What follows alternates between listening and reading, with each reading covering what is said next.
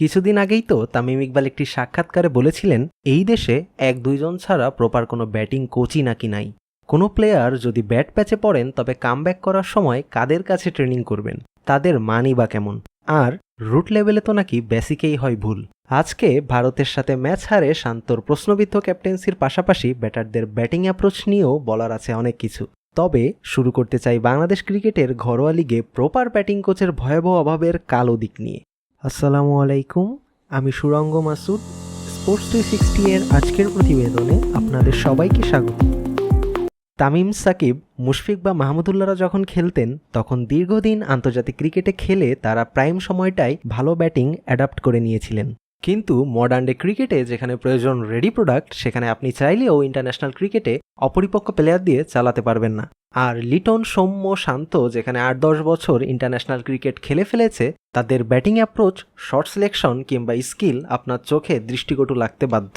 আজ ইন্ডিয়ার পেস বোলাররা যেখানে 5টা উইকেট নিয়েছে তার 4টাই স্লোয়ার বলে। এর আগের ম্যাচগুলোতেও আমাদের বেশিরভাগ ব্যাটাররা স্লোয়ার বলেই আউট হয়েছেন। ভিজনে পুরো টুর্নামেন্টেই বাংলাদেশের রান স্কোরিং পার্সেন্টেজ 5 থেকে 6%। 2021 সালে রাহুল দ্রাবিড় যখন ভারতের প্রধান কোচের দায়িত্ব নিয়েছিলেন, সে সময় তিনি একটা কথা বলেছিলেন, বেশ দামি কথা। তিনি বলেছিলেন ভালো প্লেয়ার তৈরি করার আগে ভালো কোচ তৈরি করতে হবে। আজকের দিনে আমল মজুমদার, ওয়াসিম জাফর, প্রবীণ আম্বেদের মতো অন্তত 50 জন রেডি ব্যাটিং কোচ ইন্ডিয়ার ঘরোয়া লিগে কাজ করে, যাদের হাত ধরেই উঠে এসেছে শিবাম দুবে, জায়সওয়াল, শুভমান গিল, রিঙ্কু সিং, গাইকোয়াদ সহ আরও অনেক রেডি ব্যাটার। সেখানে আপনি জানলে অবাক হবেন যে বর্তমানে আমাদের এইচপি অর্থাৎ হাই পারফরমেন্স টিমে কোনো স্পেশালিস্ট ব্যাটিং কোচ নাই। আমি দায়িত্ব নিয়েই বলছি, আমাদের এইচপি টিমে কোনো ব্যাটিং কোচ নাই। আমাদের দেশের প্লেয়ারদের কাছেও কোনো ব্যাটিং কোচের নাম জানতে চাইলে তারাও 1-2 জনের বেশি ভালো ব্যাটিং কোচের নাম বলতে পারেন না। যদি ঘরোয়া লিগগুলোতে ভালো মানের ব্যাটিং কোচ কাজ না করে তবে ইন্টারন্যাশনাল ক্রিকেটের জন্য আপনি রেডি প্রোডাক্ট কিভাবে পাবেন? তার চেয়েও ভয়াবহ ব্যাপার হচ্ছে যখন আমাদের দেশের কোনো ব্যাটার ব্যাট প্যাচে পড়েন তখন কামব্যাক করার জন্য তারা কোন মানের কোচের কাছে অনুশীলন করেন।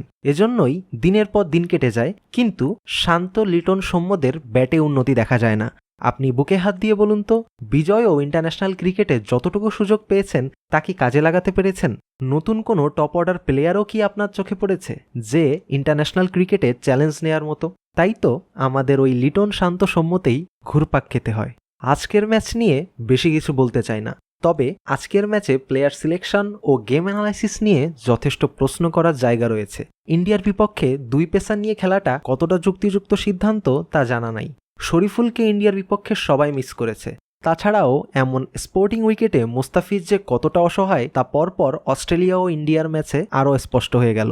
কারোরই হয়তো জানা নেই লিটন, তানজিদ তামিম বা শান্ত অর্থাৎ আমাদের টপ অর্ডার ব্যাটাররা কবে রানে ফিরবে।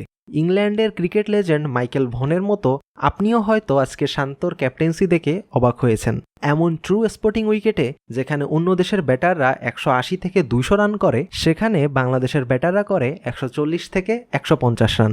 এই ব্যাটিং নিয়ে অন্তত আপনি ওয়ার্ল্ড কাপের সেমিফাইনাল বা ফাইনাল খেলার আশা করতে পারেন না।